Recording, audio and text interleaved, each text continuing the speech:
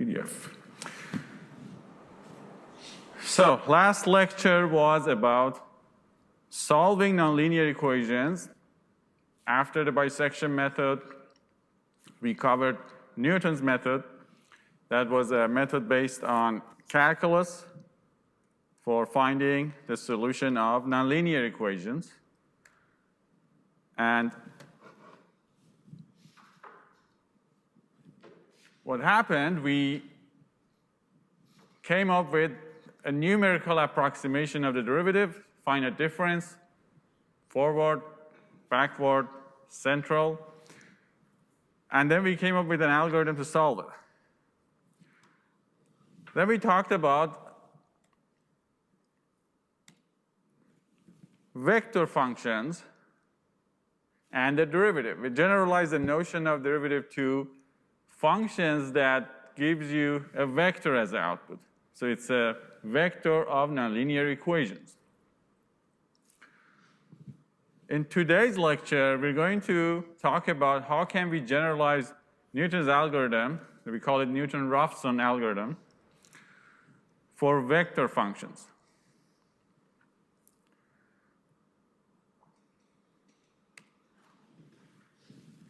A quick recap.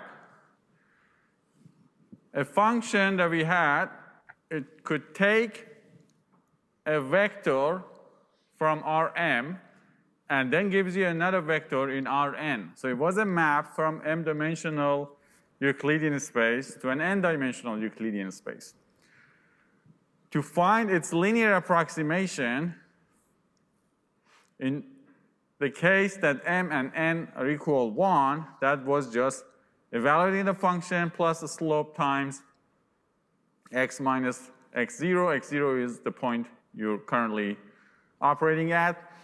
The generalization of that led to the Jacobian matrix. The Jacobian matrix was showing us the rate of change of each of the outputs with respect to each of the inputs. So each column of A, the Jacobian matrix, was the rate of change of all the outputs with respect to that single variable, right?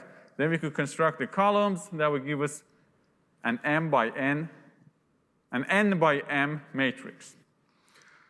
So we call this a linearization of our function. We went over the code, how to calculate A to get the Jacobian. Okay, so today we want to use this generalized notion of linearization to go back and revise the Newton's algorithm. There are several steps that we need to generalize because we are no longer talking about a scalar, one by one array. We're talking about matrices. We'll see how this ties back to what you have learned so far in this course. So I'm going to assume you are comfortable now with this form. Again, this is n by m Jacobian matrix. We call this a linear approximation of our nonlinear function at a point x0.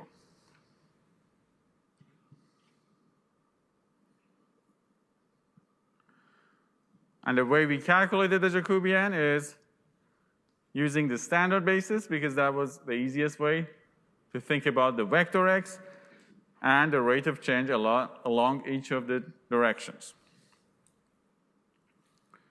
So we don't actually calculate the Jacobian element-wise. We were calculating it column-wise. That was much easier and more compact.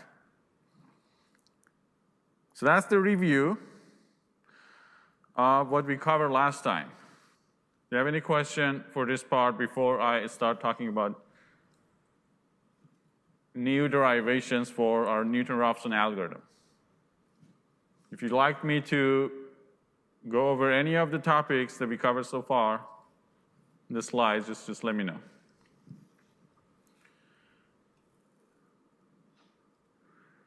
Okay, sounds like everybody is an expert on Jacobians. That's great.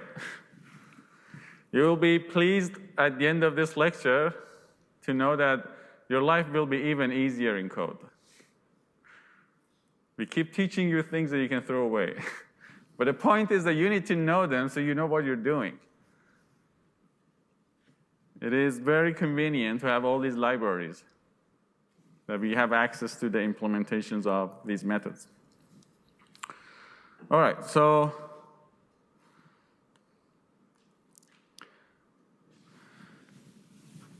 Newton-Raphson for vector functions. Again, consider a function that maps from Rn to Rn. We are going to talk about specifically functions that take n vectors, gives you n vectors.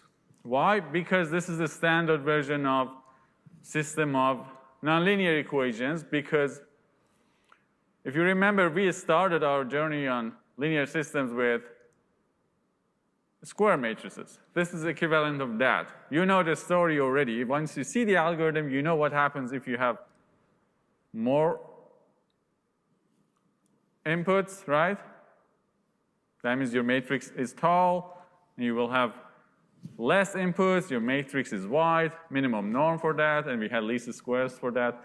So those are all valid topics once we talk about how we solve the problem, but let's focus on the standard version of this algorithm.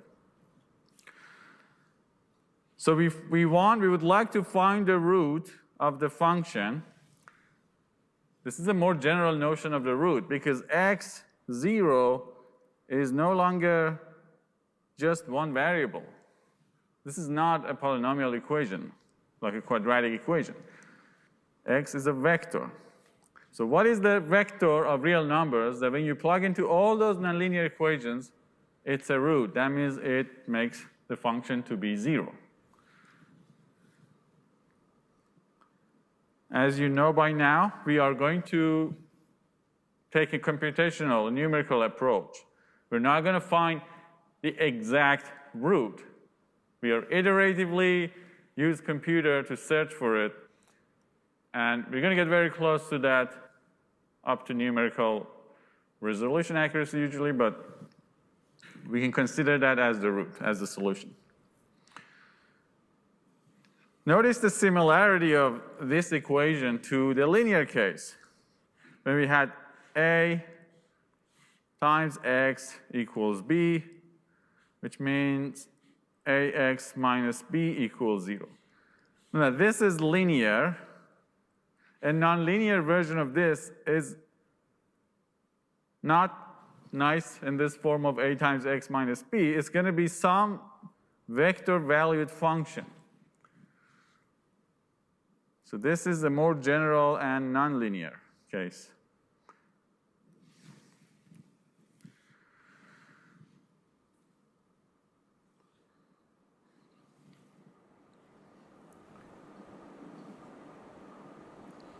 So what was the condition for a linear case to have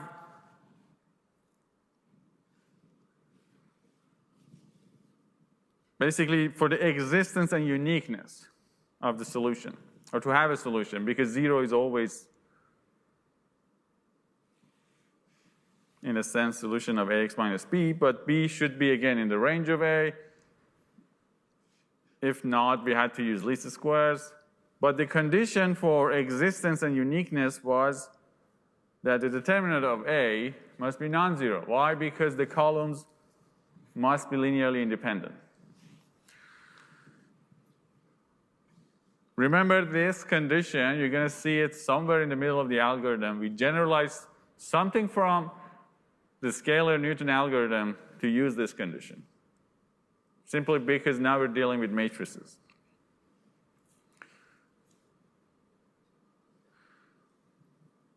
All right, so what we are going to do,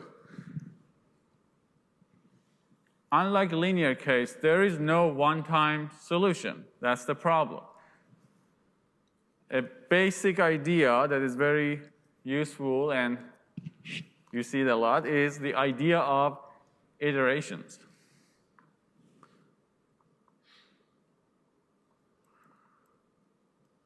That means that we cannot find a solution by just one-line calculation, like one-step process, like solving a linear system, for example. If you had a code, right, you could do it one factorization, forward, backward, backward, forward, depending on the method you use, then it's done. The idea of iterations here is that there is no way you can find directly in one step the solution in general. So we start with a guess, and then we iterate, and each time we improve our guess. So, and the hope is after some time you will make it better and better, and you converge to the solution. So we start with a guess, a current approximation of the root. Call it xk. Then we write a linear approximation of our nonlinear function, such that A is the Jacobian.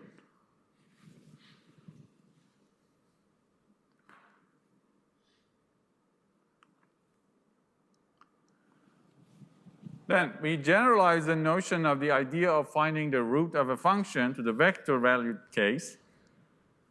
For the next step, k plus 1, right? To be the root, that means that f of x k plus 1 must be 0. Okay? So we want to find the next step, xk plus 1, such that it is the root of our function. Now, take the linearized approximation as a way to find the next value of the function, in this case. So f of x plus xk plus 1 is basically f of xk plus a times their difference. Now, this equation is coming directly from here. Okay? It is just a linear approximation of my function. Set this equal to 0, and assuming what you get, assuming that the determinant of A is 0, is not 0, you can find the value of xk plus 1. So basically you write A plus 1 minus xk equals 0.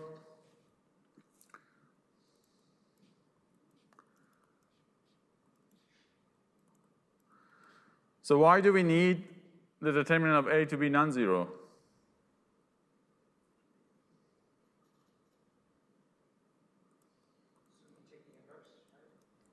Exactly. So we can take the inverse. If the determinant is 0, then it breaks down. We cannot invert A.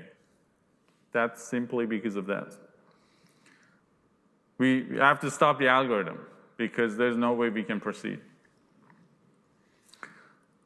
Okay, from here we multiply both sides by A inverse because A is invertible.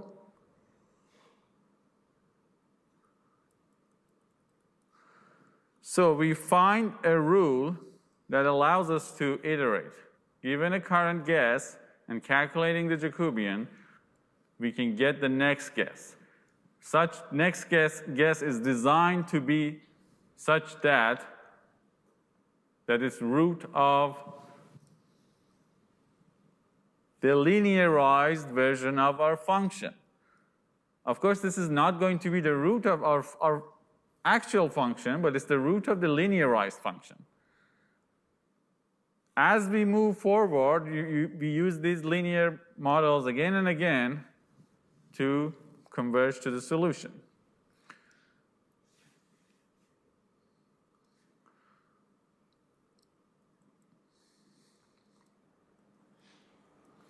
So it's a straightforward manipulation of terms, and given that we want A to be invertible, we find the iteration rule. Okay, so what's the problem? you should know by now that this is not a good way to implement an algorithm, because taking a matrix, explicitly inverting it, and multiplying it by vectors, this is not a correct approach for a numerical implementation of an algorithm. Why? Because we couldn't care less what's the value of A inverse. It is changing every time, and it's just the mean to get xk plus 1. So what should we do?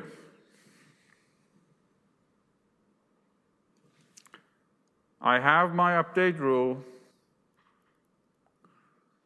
but I do not want to explicitly invert A, because that will lead to losing more numerical accuracy. A could be close to being singular, and that might cause a problem.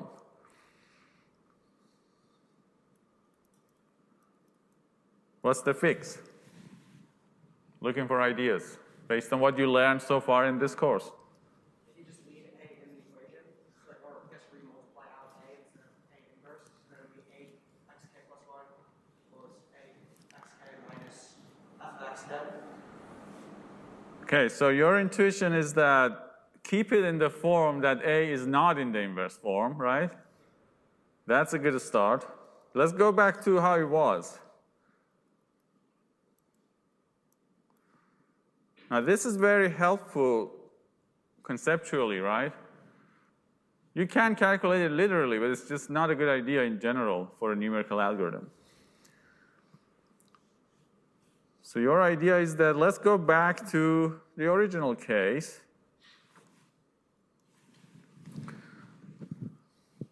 And I'm going to continue here. I can also factor A, go all the way back to how it was, right?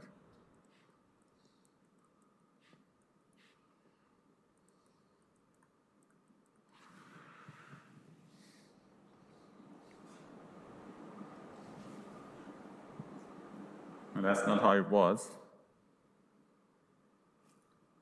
That's how it was, right? So I moved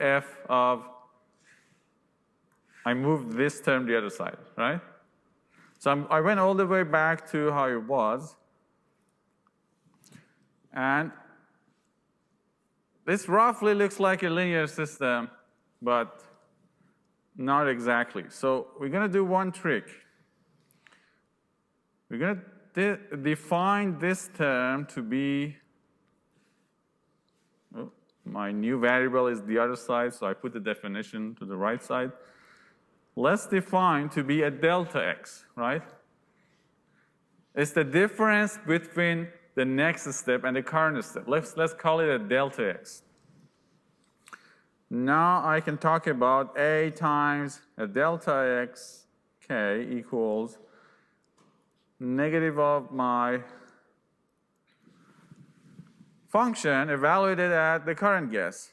Well, the right-hand side, when you evaluate your function, even if it's nonlinear, it's going to be a numeric vector, right? That's all good. It's a numeric vector. A is the Jacobian. It is a numeric matrix. So the only variable is the delta x. This is a linear system. We can solve it. You can use LU or you can use QR. You can choose your favorite method and solve it, right? So there is no need to invert A. And to take a step forward, we break the succession rule, the iteration rule, to 2 steps. Define delta x. Therefore, if you know delta x, your next step is your current step plus a delta, right? Also, solve this linear system to find delta. So solve this linear system, find delta, take a step. You have the new point, right? Go back to evaluate your function again, find the Jacobian, solve the linear system, take a step. Keep doing that until the algorithm converges. So this is a very good way to implement it because now we're not inverting any matrix. Deep down in this nonlinear algorithm, we are solving a linear system of equations. So everything you learned, right, is at the core of this nonlinear algorithm.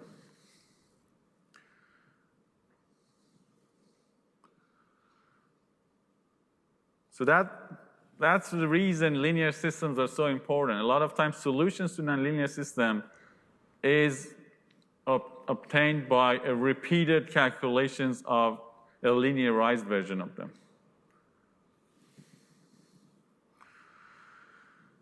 So to summarize, and then see if you have any questions, our algorithm is like this. Start with a guess, solve a linear system to find delta x, use the update rule to find your next step, xk plus 1 equals xk plus delta xk. Then repeat. Go back to step 2.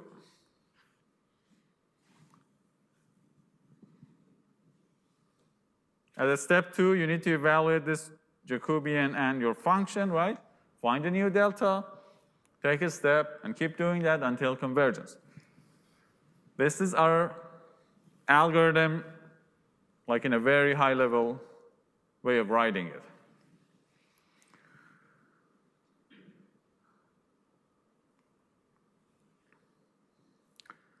That's it. That's Newton-Raphson algorithm. Do you have any criticism, question, thoughts? Is it a good algorithm? It's bad. Can we make it better?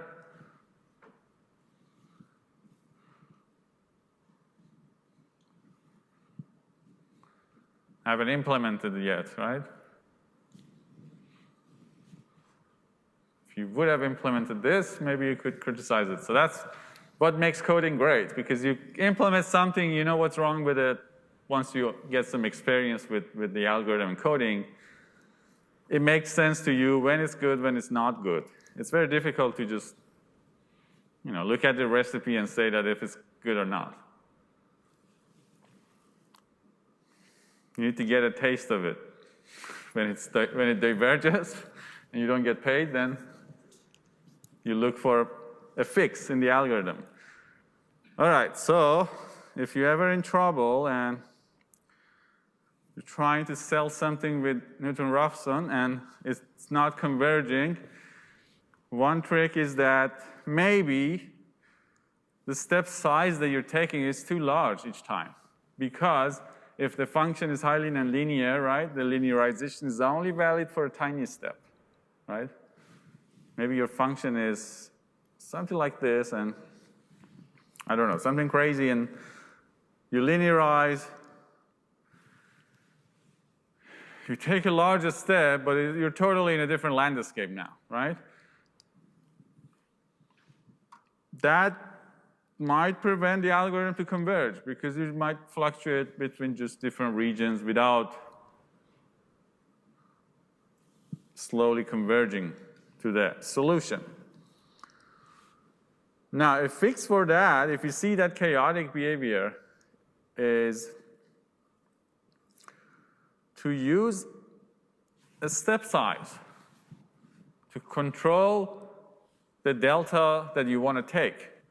This is step size. Now, you can fix it. It can be something like 0.1 instead of the whole step. Each time when you calculate the step, you take a fraction of it.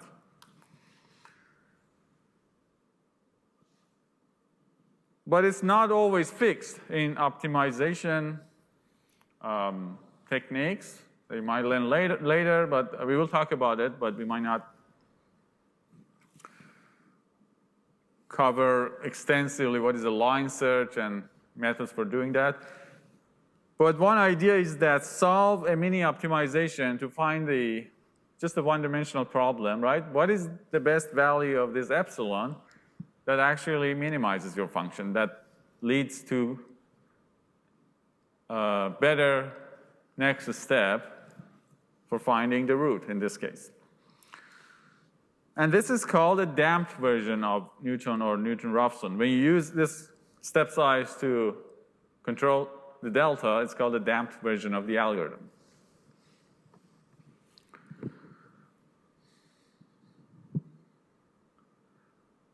So that's one very common trick. So in optimization, this is called step size. In machine learning, they call it learning rate, right? Make it fancier. It is the same thing. It's the step size. They call it learning rate.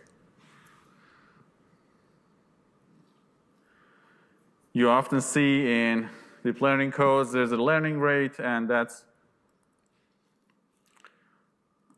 like a tiny value, right? Something like this. Super small, because it's stochastic, it's larger scale. If you take larger steps, it's unlikely your giant neural network will converge to anything. So it is problem dependent, the value of this step size. Okay, so let's look into one example. Here is a function that maps from four-dimensional space to four-dimensional space. I have an initial guess, x0, and we would like to find the root of this function. Again, the root is the vector such that f of that xk is 0. And by 0, I mean 0, 0, 0, 0, a vector of zeros, 4 by 1, right?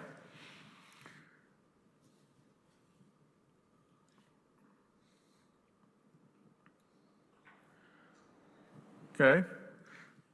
In this example, we're going to use a symmetric or central approximation of the Jacobian. We take the step size of 0.1. If you run Newton-Raphson algorithm, the first 5 iterations, you'll get these results. X is, you see, it's just changing each time. It's supposed to get closer and closer to the root. Now, what you want to see is that your function is getting closer and closer to the 0 vector.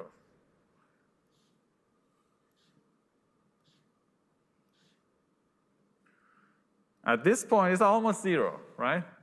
If you continue, probably this will converge. We'll see in the code. But it is working. It's almost converging to 0. So the last value here is, if we stop at this point, we call that the approximation of the root. That's the solution. Now, a very tricky but important question. You might print your output when you're running this algorithm and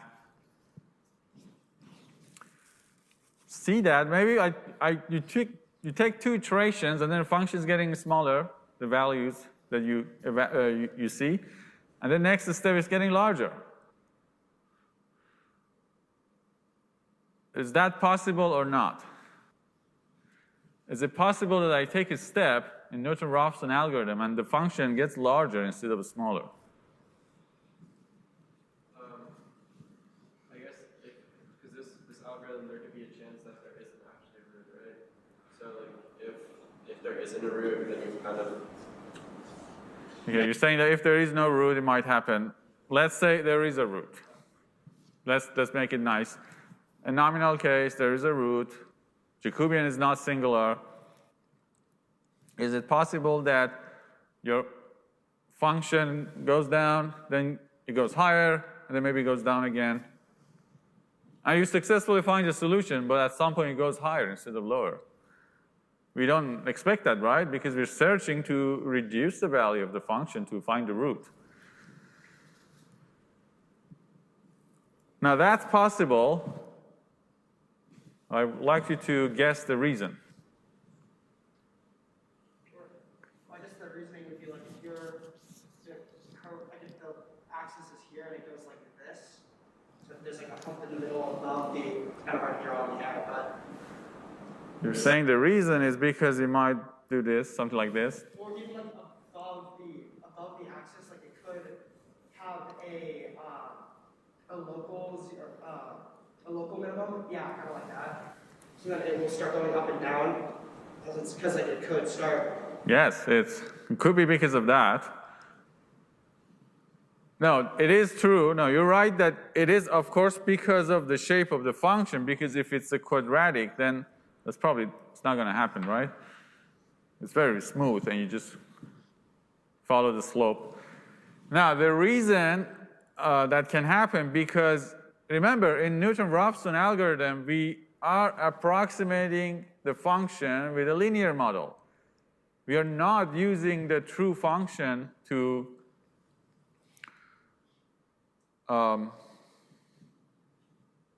solve the next step. And our succession rule was to find the root of the linearized function, not the actual function, right? Now, how good of an approximation is that? How far they're going to agree? Who knows? It depends, right? It depends on the actual shape of the function. So because we work with an approximation of the function, right, there is no guarantee that the function's value should go lower. Maybe it goes higher. Maybe it is because of the reason you're mentioning. We're taking a step, right? We're now in a region that the actual value of the function is higher, although the line is telling you that it's going lower, right? So the line might tell you that it's going lower, but the actual function is going higher, right, as you said. I do have another question. Is it possible for this algorithm to get stuck at a local minimum, not the global? It is very possible for this algorithm to get stuck at a local minimum, but that's okay, we are not talking about minimization here, right? That's a conversation to have next time when we talk about optimization. You'll see how we use the very same idea here to minimize the function. However, related to that topic is that the nonlinear function might have many roots, right? This is going to find one of them based on where you start. So it is a local search, in that sense, to find a root of the function. It is not like a global search that gives you, these are the roots of my function, right?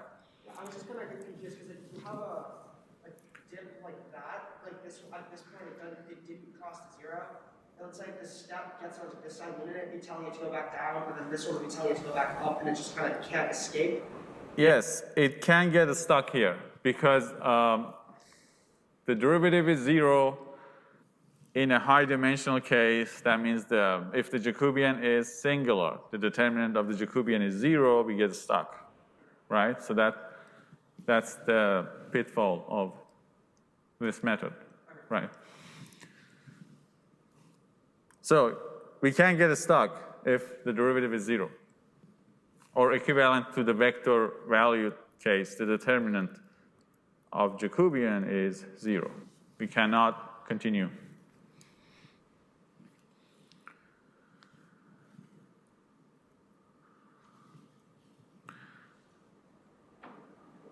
All right, so let's, if you have more questions here, please ask, because I want to switch to the notebook. No question? People from chat?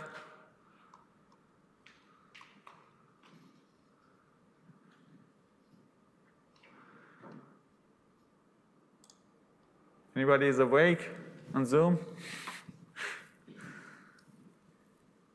It's 2 in the afternoon. People are napping. All right, so let's take a look at the code and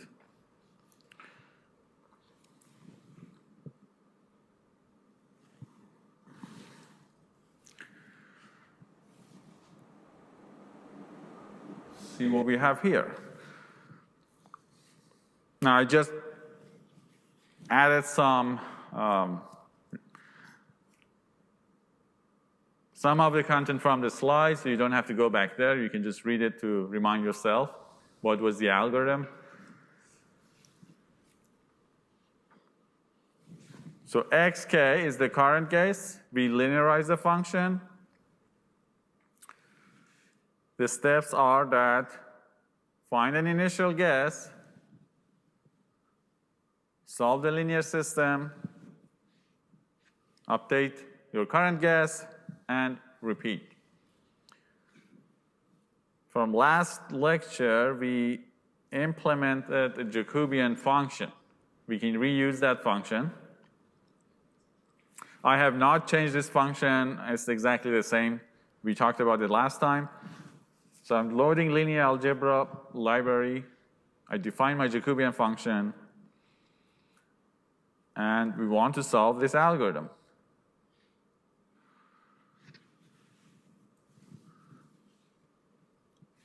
So I define my function, f of x. It's very complicated. It's easy to make mistakes. So I double-checked to make sure it looks like the equation. It takes a 4-vector and gives you another 4-vector.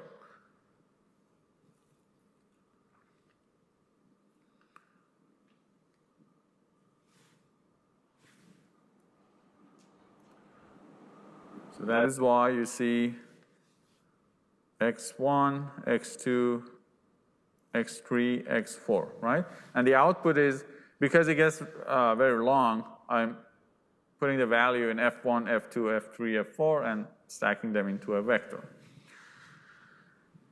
I run a test. I define a new variable. That's my function. Assign the object of f to be my function. I randomly generate an initial guess. Then I just call my function and the Jacobian to make sure now it doesn't tell me if the implementation is correct, but we tested the Jacobian last time. We know it's correct. And I can evaluate my function. So that's correct.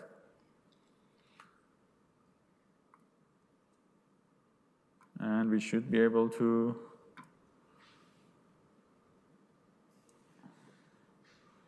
first I need to run this block.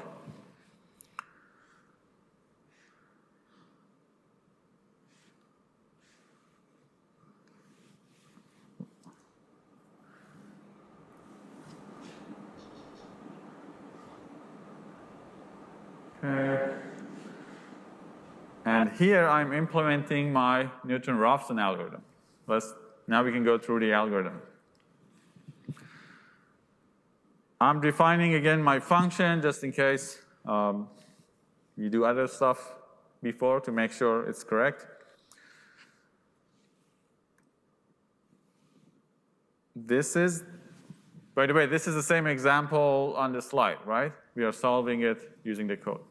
So my initial guess is the same vector, -2, 3, pi, -1. My convergence threshold delta here is 1e -9. I'm setting a maximum iteration because I don't want the algorithm to loop forever if it's not converging. I'm picking 100. Again, n, just like last time, is a counter for the number of iterations. I decided to use another variable to track the root, not replace the initial guess, which is probably a better idea. X is my variable that I want to find to maintain the estimate of the root in X. So we write a while loop while n is less than maximum iteration. I evaluate my function at the current guess, x. Then I calculate the Jacobian. So I have the matrix for the linear system, and I have the right-hand side. At this point, I need to check if the Jacobian is singular or not. If you remember, in Newton algorithm, we would check if the absolute value of the derivative, right, is less than the threshold. The equivalent of that absolute value of the derivative is the absolute value of the determinant of the Jacobian. If the determinant of the Jacobian, it's absolute value because it can be negative, but we don't care about that. If it's less than a threshold delta, I know that the Jacobian is singular. That means its determinant is 0, just like we talked about it a few minutes ago. We're stuck. We cannot continue. So the method did not converge. We break the while loop and we exit. That's basically the failure of the algorithm. Now, if there's no problem and the Jacobian is invertible, go ahead and solve for delta. I am using backslash. Backslash is in the entire world of this solving linear systems. Q, R, L, U, Cholesky, all of that. It'll do it automatically for you. I'd like you to change that. For practice, do QR, do LU, solve the linear system using forward, backward that you have, right? You should get the same answer. I'm doing it using backslash of Julia. Wait, so it'll choose whichever one works best and then do that for you? Usually based on the structure of the input, it will choose the right method for you. And then what if it's, like how do you know if it's an exact answer versus like a least squares or something that might error? You wouldn't know. So this is out of convenience, right? Out of all the methods, experts know that which one is better for each case, right? Based on the type of the matrices that you're dealing with, right? Is it a sparse? It is not. Is it triangular? It is not, right? It will do the factorization and forward and back substitution to solve it for you. This will solve the least squares problem for you as well, right?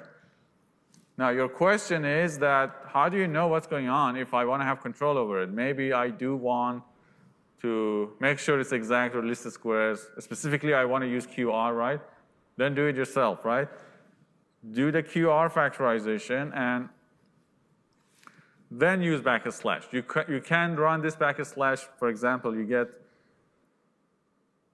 QR, right? A. Then the x is negative of,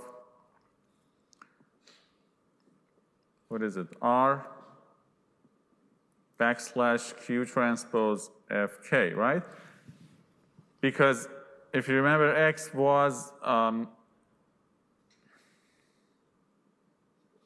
there was no negative in the linear case, but the negative, you remember why it's negative, because we linearized and moved it to the other side.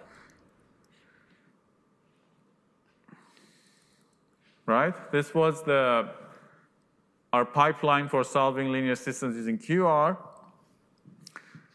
Now, this R backslash B, this means R inverse times B.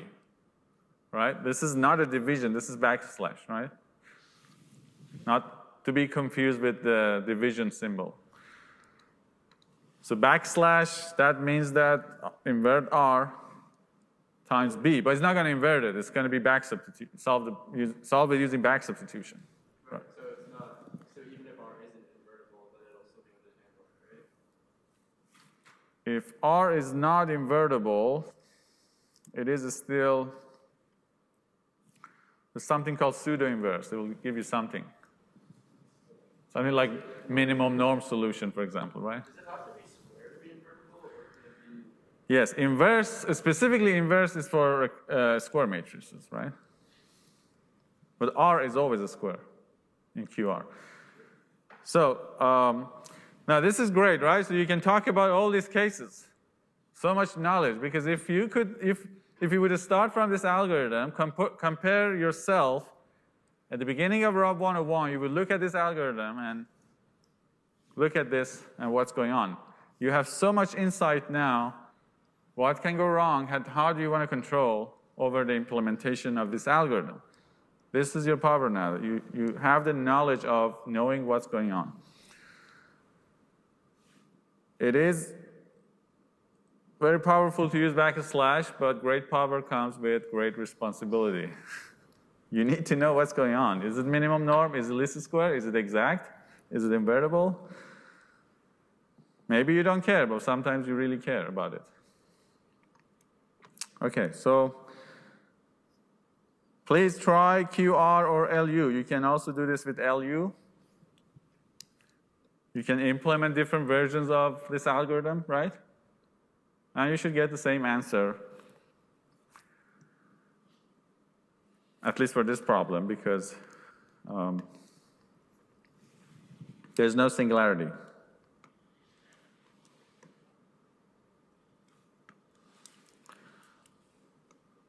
Okay, so all of that story that we talked so far is summarized in this backslash. Solve the linear system, give me delta x. Now we need to check for convergence, and the way we do it, how do we do it?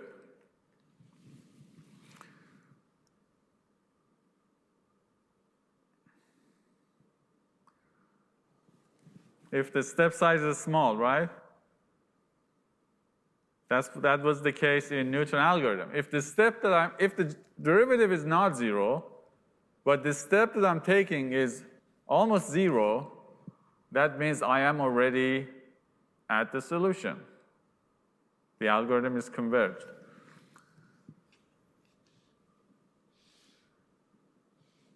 So, but dx, the delta here, is a vector.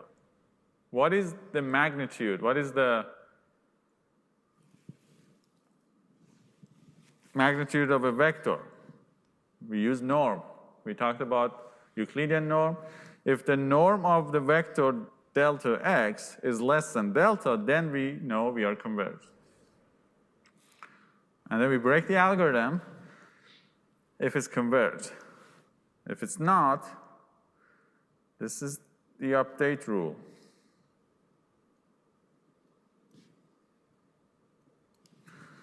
Xk plus 1 equals xk plus delta xk. So when you're like dealing with roots, I guess I don't know how to talk about this now, but obviously when you're just in R2, like you have an x-axis and a y-axis, and I guess like the root is on the x-axis, but when you're thinking like four-dimensional space, like what does it even mean to be a root anymore? Okay, so Ben's question is that for a 2D functions, I understand what's the root, right? It's a zero crossing here. What does it mean to talk about a root of a vector valued function? What is going on? Well, maybe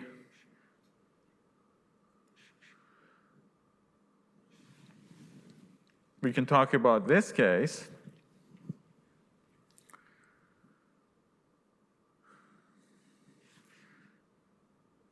If your function is f z equals f of x and y, basically this is a vector valued function that maps to R2. Sorry, no, this is not. This is z here maps from, or f maps from R2 to R, right? So, what if you have another one, right? What if we have another function that maps from R2 to R2? So what you can think about this is that think of each of the output, each of the functions here, right? Right, as an I think I get it now, actually. So it just has to be like, you're essentially solving for a zero vector of the two-dimensionality of the output. Yeah. So for each of the functions of the output, that's a nonlinear function, you want to find root of that. But the catch is here that you want that root not to just satisfy that single function, but all of the functions, right? There might not be a solution, right? There might be a solution. So I think this is a good way to think about it. Find the root of many functions that map from some Rm to real number, right? And this big F is like n of them, right? Find root of each of them, but do it at the same time. And this algorithm can solve for the root of all of them simultaneously. Hope that answers your question. So we update, and if at this point we're updating, that means we're not converged. So we count one and then we continue. Let's run this and see what we get.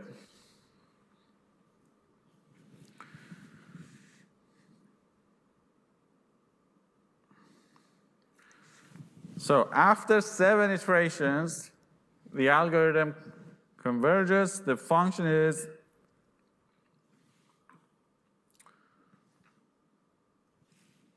very close to 0, up to the accuracy that we're tracking. And the value of the root is what you see here. Now, if you remember on the slide, our calculation was up to, it was after 4 or 5 iterations. But after 7 iterations, the function is really, really close to 0. So this is a generalization of, so we didn't change a whole lot of things, but we vectorized everything, and then we changed the conditions to respect the fact that we're using matrices. And this is your first encounter with a nonlinear algorithm that uses solution of linear systems inside combined with iteration idea. All right. I want to go to the next topic. See, is there any question, any part of it you'd like to hear more about it?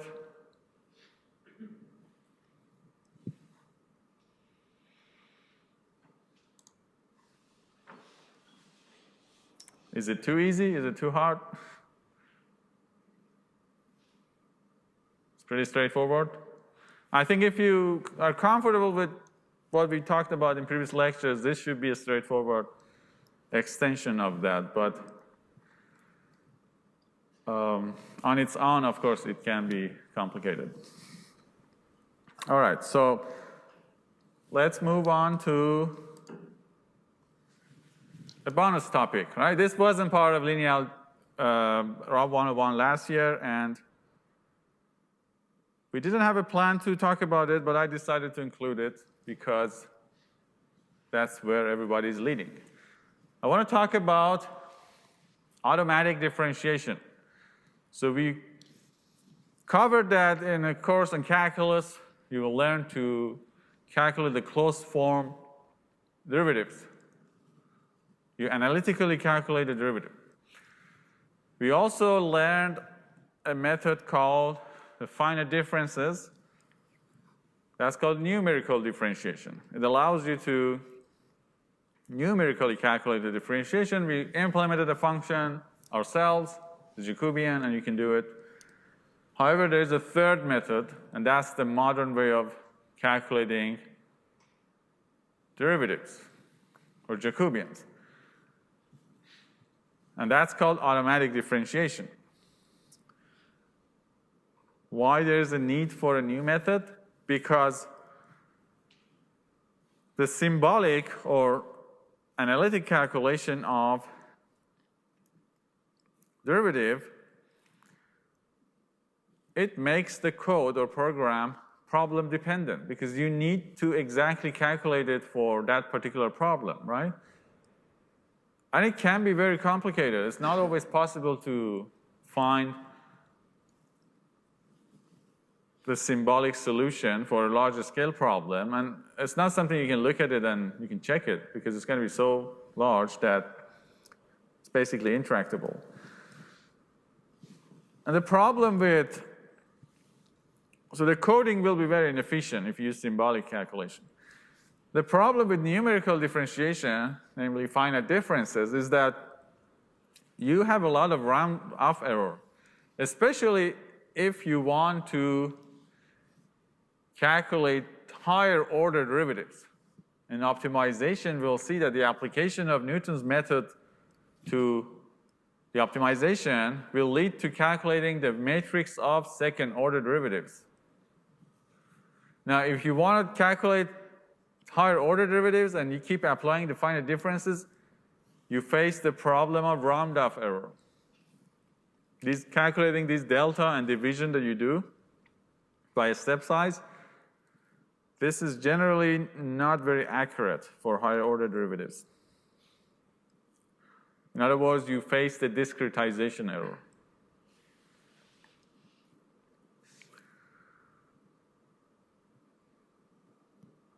Because you have a lot of divisions, basically. So these are classical ways of calculating the derivatives. A modern way that is implemented in many libraries, it's used in deep learning, a lot of optimization packages for control, model predictive control, for example, they do use automatic differentiation, or even for robot perception. Now, I'm not going to teach you how to implement automatic differentiation library, but we're going to use it. That's beyond the scope of our course. It is a great topic. I urge you to look into it and do self-study or take a course that covers it. Try to learn it during your undergrad. It's a very good topic to know and a skill to have. So the idea is that your computer knows already all the methods that you're implementing, right? If you're implementing log of sine of cosine of x, right? Well, your computer knows that already. The computer needs to call the cosine, right, of x, and then pass it to the log of cosine of x, right?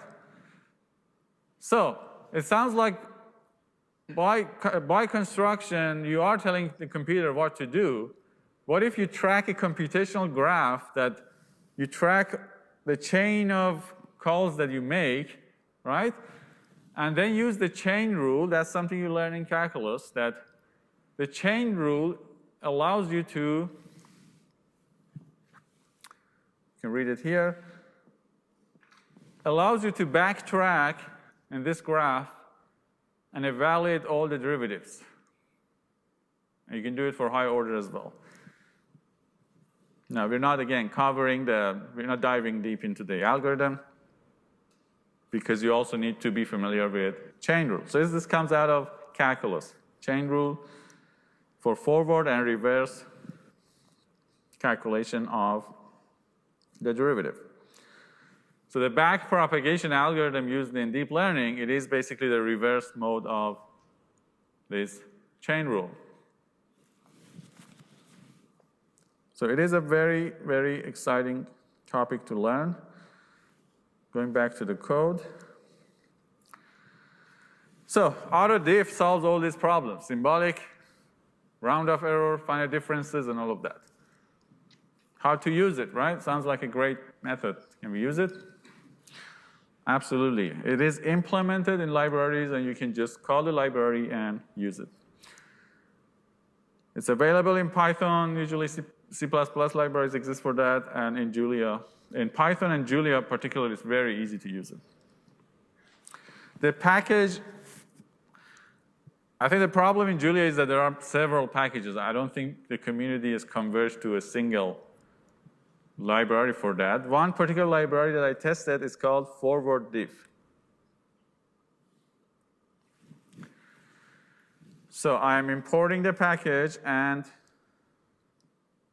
using it. It's very likely that you don't have this package, so you need to add the package.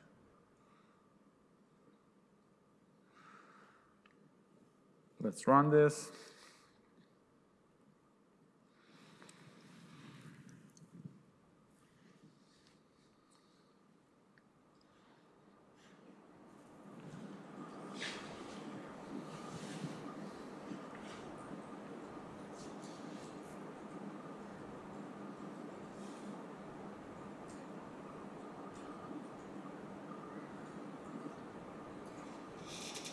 Taking a while because it's trying to import and add the package. So while we're waiting, I can talk about the next block. Next block, I'm just testing it. I'm defining my function to be the same as the previous function. I'm generating a random guess, x0. Here, how I am computing my Jacobian using automatic differentiation. It is called Jacobian here, but it's part of the forward diff library. Forward diff.jacobian,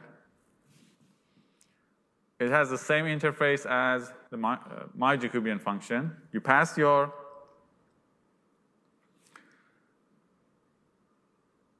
function object and your guess, exactly the same interface. It gives you the Jacobian.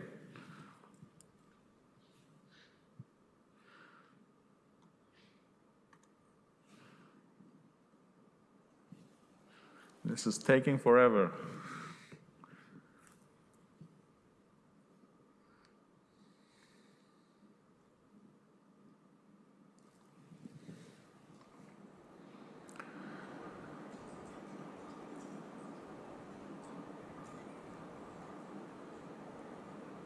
Well, luckily I ran it before, so I don't have to run it here. At some point it will load the package, but so I ran it at home and I saved it that way. So when you run this forward diff Jacobian, it gives you your 4x4 Jacobian here. Numeric value, right? Auto diff will give you a numeric matrix, and that's your derivative. So that's very straightforward and easy. Just one line. And let's compare with my Jacobian function, or our Jacobian. I shared it with you. You can call the forward diff, call my Jacobian, take the difference and take the norm. Norm, now this is a matrix. Norm, what it does, flatten your matrix, right? If it's 4x4, how many elements do you have in the matrix? 16, right? Make it a 16x1 vector and then take the norm of that. That's what it's doing. It is called Frobenius norm. It has a name, but it's basically vectorizing your matrix and taking the norm of that. The error is actually very small, so not bad. But what does it mean, this error, right? Which one is the reference?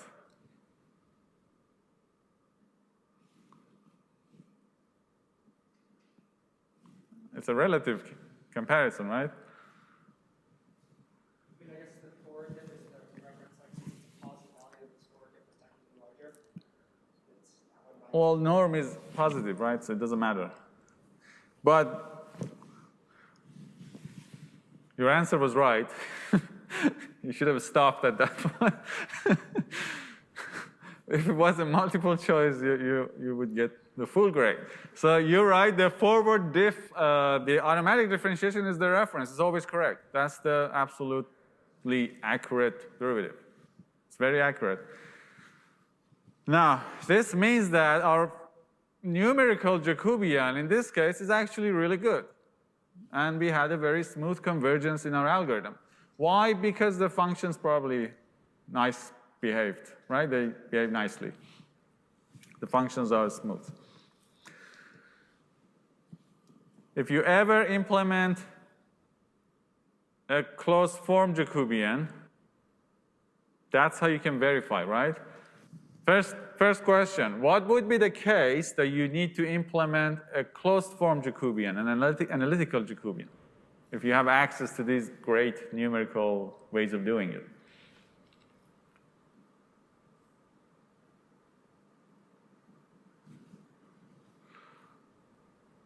Think about a case. Interview question.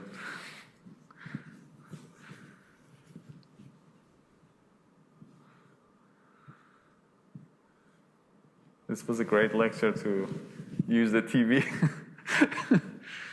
haven't heard a lot from that side of the room. What? I haven't heard a lot from that side of the room. Yeah, this side of the room is super quiet and super empty for some reason.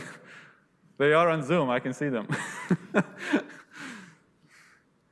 So, a reason you might need a closed form analytical gradient is that when you build a custom solver for a particular algorithm.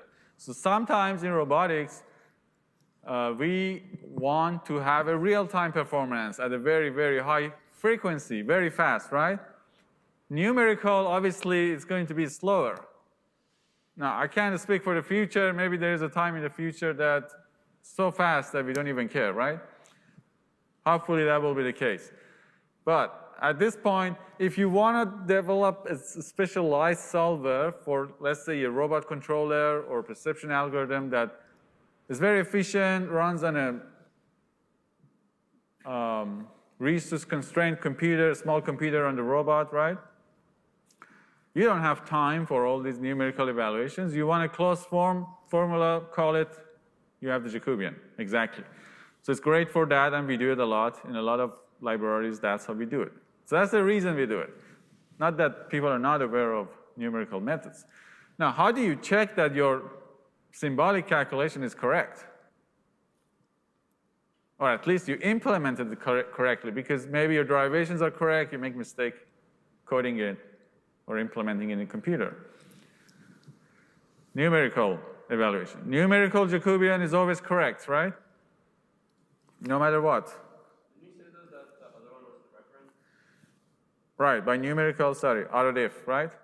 Now, if you don't have access to autodiff, the final difference is good too, right? But you need to be careful because some occasionally can be inaccurate if you have higher order derivatives. But if you have access to autodiff, evaluate autodiff at some random points, right? Make sure you get the same answer, roughly. Then you know your code is correct. So that's the test you can implement. All right, so we have the autodiff, and that sounds wonderful. Let's use Newton-Raphson using automatic differentiation. Now that you are taking Rob 101, you're ready to absorb these ideas. This is a great course at UC Berkeley. I highly recommend it. You can do self-study. Introduction to Deep Learning. They do cover, there are videos you can watch. There are PDF, notebooks. So we will learn machine learning and deep learning, but also a lot of these topics. Okay? This would be a great next step for you after Rob 101.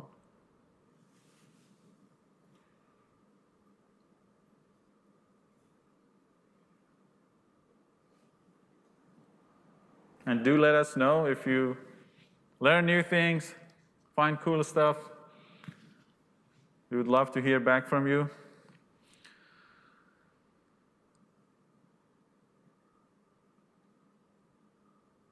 And if it's a cool application, maybe we can include it in Rob 101 for future years. So, automatic differentiation. Load forward diff. Let's see if the package is loaded. Okay, it's done now. So it's going to take a while. It has to pull the package from Git and install it.